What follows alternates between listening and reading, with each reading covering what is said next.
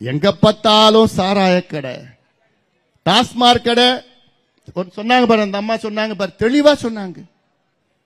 4700 கடையா இருந்தது, இன்னைக்கு 5300 கடையாக உயர்த்தி இருக்கின்றார்கள். ஆனா இதே முதலமைச்சர் ஸ்டாலின் அவர்கள் 8-9 ஆண்டுகளுக்கு முன்பு பிரச்சாரம் வந்தார், தேர்தல் பிரச்சாரம். என்ன வந்தாரு?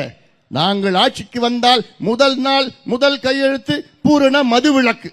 கிழிச்ச இருக்கிற ஆட்சியில் மூட வேண்டியதான கடைய 4700 கடையை 5300 கடையா உயர்த்தி இருக்கிறீங்க. அந்த கடை கூட இல்ல, சந்து கடை. தமிழ்நாட்டில் 5300 டாஸ்மாக் கடை இருக்கு, ஆனா 25000 சந்து கடைகள் இருக்கு. 24 மணி நேரம் சாராயத்தை வித்துட்டு தமிழ்நாட்டை நாசம் பண்ணிட்டு இருக்கிற திமுக ஆட்சியை வீட்டுக்கு அனுப்புகின்ற நேரம் வந்து விட்டது. வந்துடுச்சா? நீங்க பெண்கள் நீங்க முடிவு பண்ணா போதும். பெண்கள் நீங்க முடிவு பண்ணுங்க. தமிழ்நாட்டுள்ள அனைத்து பெண்களும் நீங்க ஒன்னே ஒண்ணு, வருகின்ற தேர்தலில் நாங்க யாரும் திமுகவுக்கு வாக்களிக்க மாட்டோம் என்ற உறுதி ஏற்றுங்கள். உறுதியா இருக்கணும் நீங்க.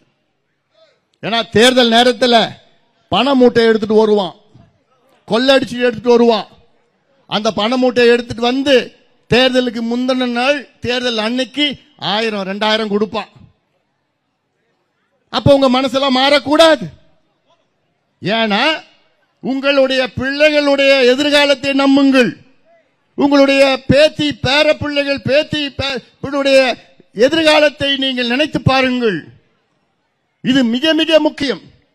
இன்னொன்னு, இந்த மது, இந்த சாராயத்தை விட இன்னும் அதிக மோசம் என்ன? போதை பொருட்கள். போதை பொருட்கள் தான். நான் வெறும் கஞ்சா மட்டும் சொல்லல. கஞ்சா சிகரெட் போன்ற இப்ப அங்கங்க அடிச்சுட்டு போயிட்டு இருக்கான். அதை விட மோசமான போதை பொருட்கள் தமிழ்நாட்டில் எல்லா தெருவிலும் கிடைக்குது. போதை பொருட்கள் பாத்தீங்கன்னா அமெரிக்காவில் தான் அதிகமா கிடைக்கும்.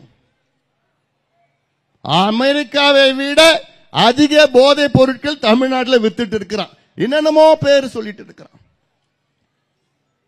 கஞ்சா, கஞ்சா ஆயில், கஞ்சா ஸ்டாம்ப் மட்டும் இல்ல, ஹெராயின், காக்கேன், எல்எஸ்டி, மெத்தைல் ஆம்பிட்டமின், இப்படி எல்லாம் மாத்திரைகளும் ஊசியும் பவுடரும் போதை பழக்கம். இதெல்லாம் சாதாரண பழக்கம் இல்லம்மா. குடிச்சிட்டு வந்தா வீட்டுல தெரியும், நாத்தம் அடிக்கும். ஓ, இவன் குடிச்சிட்டு வந்தான்னு தெரியும். ஆனா இந்த போதை பொருட்கள் மாத்திரையை போட்டு ஊசியை போட்டு வந்தானா தெரியறதுக்கு 2 வருஷம் ஆயிடும் உங்களுக்கு. அந்த 2 வருஷத்துல அவன் வாழ்க்கையை முடிஞ்சு போச்சு. அவனை மீட்டெடுக்க முடியாது. ஏன்னா அதுக்கு அடிமையா இருப்பான். வருவான், அமைதியா வருவான், அமைதியா படுத்துட்டு சாப்பிட்டுட்டு போவான். உங்களுக்கு தெரியறதுக்கே 2 வருஷம் ஆகும்.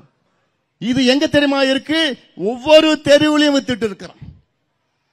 நான் பள்ளிக்கூடம் 12வது 11-12வது திண்டிவனத்தில் படிச்சேன். நான் படிக்கிறப்போ என் பள்ளிக்கூடம் வாசல்ல நெல்லிக்காய் பத்தை, மாங்காய் பத்தை, இந்த புளிப்பு மிட்டாய், தேன் மிட்டாய் எல்லாம் வித்துட்டு இருப்பான். அப்போ பள்ளிக்கூடம். இன்னைக்கு பள்ளிக்கூடம் வாசல்ல கஞ்சா, கஞ்சா ஸ்டாம்பு, கஞ்சா சாக்லேட்டு, கஞ்சா பிஸ்கெட், இதுதான் வித்துட்டு இருக்கான் இன்னைக்கு பள்ளிக்கூடம் வாசல்ல. அப்ப கல்லூரி வாசல்ல நினைச்சு பாருங்க. இது நான் சும்மா வேடிக்கையே நான் சொல்லல, உண்மையே சொல்றேன். நான் மிகப்பெரிய கலாச்சார சீரழிவு தமிழ்நாட்டில் திமுகவால் நடந்து கொண்டிருக்கிறது.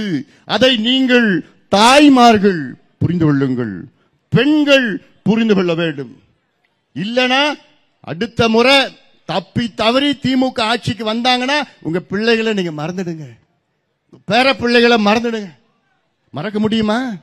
முடியாது, முடியாது. 4.5 ஆண்டுகளில் சீரழித்த இந்த திமுக அடுத்த முறை இவர்கள் வந்தார்கள் என்றால் முடிந்து விட்டது. தமிழ்நாடு நாசமாக்கி விட்டுவார்கள், நாசப்படுத்திட்டாங்க.